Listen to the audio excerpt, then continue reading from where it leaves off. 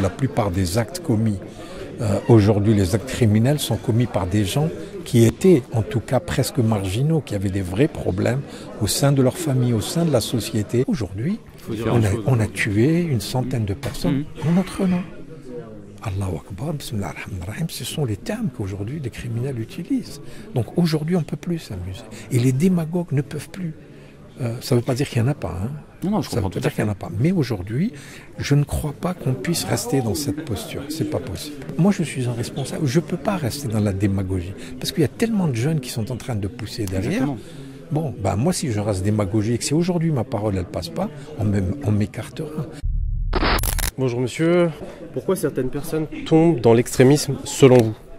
Parce qu'ils n'ont pas de réponse peut-être à leurs préoccupations. Ce n'est pas uniquement une question religieuse, c'est une question sociétale qui touche d'abord à la place du jeune dans la société française. Vous remarquerez que la plupart des actes commis aujourd'hui, les actes criminels sont commis par des gens qui étaient en tout cas presque marginaux, qui avaient des vrais problèmes au sein de leur famille, au sein de la société.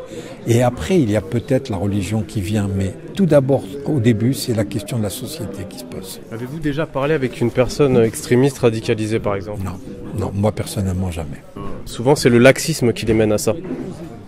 Je pense qu'il voulait dire par là le laxisme des autres musulmans. Oui, c'est possible, c'est possible. On a également une part de responsabilité, mais en même temps, on a tellement de défis à relever à notre niveau qu'on ne peut pas tout faire. On est des bénévoles, il ne faut pas l'oublier. Et qu'aujourd'hui, on essaye d'abord de constituer, parce qu'on le voit aujourd'hui, quand un ministre de l'Intérieur se déplace un dimanche, fait un discours de 20 minutes, c'est qu'il y a vraiment aujourd'hui une vraie problématique de représentativité. Pardon, mais moi, ça n'engage que moi.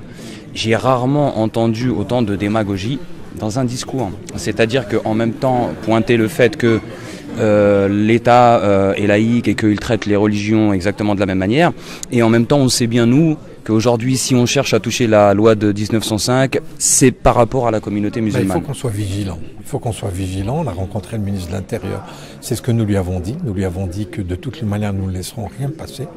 Parce qu'aujourd'hui, il n'est pas question que cette modification de la loi de 1905 soit le prétexte de mettre d'une manière ou d'une autre sous tutelle l'islam de France, parce que ça peut avoir un double sens. Alors, c'est un peu ce que beaucoup de gens pensent et redoutent.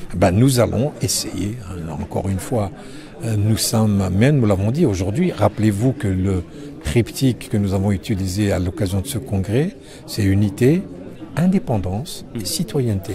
Et l'indépendance, il faut qu'elle soit totale. Et aujourd'hui, moi, quand j'ai rappelé au début que nous fêtions aujourd'hui les 113 années de la loi de séparation de l'État et de l'Église, ce n'est pas pour rien. Après, à nous, aujourd'hui, de nous mobiliser, de savoir connaître comment pouvoir s'opposer et combattre ces discours qui sont peut-être du blabla, j'en sais rien. Allons jusqu'au bout. Moi, je vous dis franchement, j'ai rencontré le ministre de l'Intérieur qui est nouveau dans ses fonctions. Je pense qu'il est sincère. Je pense. Et nous devons... et il nous a dit, il faut qu'on travaille ensemble. Quand j'ai quelque chose à vous dire, je vous le dirai. Quand vous avez quelque chose à me dire, on le dira. Donc quand on verra qu'il y a de la démagogie, quand on verra qu'on est en train de nous entraîner vers ce type de préoccupation et de ce que vous avez, parce que c'est vrai que ce n'est pas une parole originale de votre part, c'est pratiquement toute la communauté musulmane qui est dans cette... Exactement. Et je pense que malheureusement, là encore une fois, je ne porte que ma parole, mais je pense que une partie des responsables musulmans a fermé l'oreille à cette parole. Franchement, j'y crois pas. Aujourd'hui, c'est vrai qu'au début, c'était dans les années quand M. Chevènement a lancé là. Bien sûr qu'il y avait beaucoup de démagogie. Bien évidemment, chacun cherchait à se placer. On a vu des gens qui n'avaient rien à voir avec le culte musulman, qui n'ont jamais été dans une mosquée, qui ont cru que c'était pour eux une opportunité d'avoir un siège, pour pouvoir apparaître, parce que c'est vrai qu'il y a une vraie demande. Il ne faut pas qu'on jette la pierre. Aujourd'hui, il y a des musulmans qui travaillent, qui sont des citoyens, mais qui ne sont jamais reconnus. Bien sûr. Vous voulez vous présenter dans un parti, on vous exclura. Vous voulez aller dans un syndicat, vous serez constamment mis de côté.